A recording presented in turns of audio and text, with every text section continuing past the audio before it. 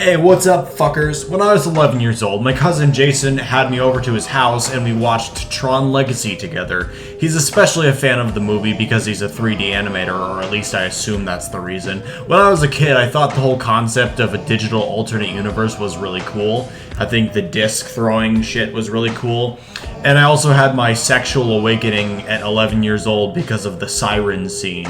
Anyway, they recently came out with a sort of sequel to Tron Legacy, Tron Ares. And last night I saw it with my friends since I was home on break. And I gotta say, I didn't think it was that bad. I mean, it's not great or anything. I don't think it's as good as Legacy, but I don't think it's as horrible as a lot of people are saying.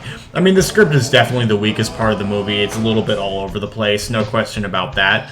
But the visuals are really cool. The soundtrack is especially awesome. 9 Inch Nails, I mean, come on, that's worth the price of admission alone. I could ask Trent Reznor to compose the soundtrack to a movie called Dr. Stupid Bitch Ate My Ass, and Trent would compose music the likes of which our ears would scarcely even fathom. Anyway, so without going too much into the lore of the Tron movies, the movie follows two rival companies, Encom and Dillinger, who are trying to bring digital beings into the real world. The problem is, these digital beings can only exist in the real world for 29 minutes before they lose cohesion and disintegrate. There's something called the Permanence Code, which will allow the digital entities to exist indefinitely, and both companies want it. Dillinger's so-called Master Control Program, an AI being named Ares, who's played by Jared Leto, becomes self-aware and decides that he wants the Permanence Code for himself so that he can live life outside of the digital world, and enlists the help of Encom's CEO to help him get to it. So that's basically the plot, more or less. I do wish that we got an actual sequel to Tron Legacy, but for a movie set in the Tron universe, I didn't think this was horrible. I thought it was actually pretty enjoyable at most of the time.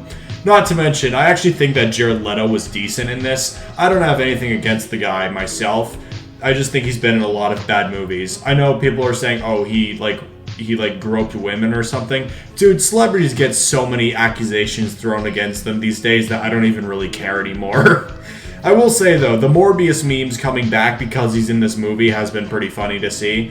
I think I heard at a Tron Ares panel, the interviewer brought up the "It's Morbin Time" meme to him. That joke is gonna follow him around for the rest of his life. Anyway, I give Tron Ares a 7 out of 10 overall. But, one more thing. This has nothing to do with Tron Ares, but I heard that Megan Fox is going to be the voice of Toy Chica in the Five Nights at Freddy's 2 movie.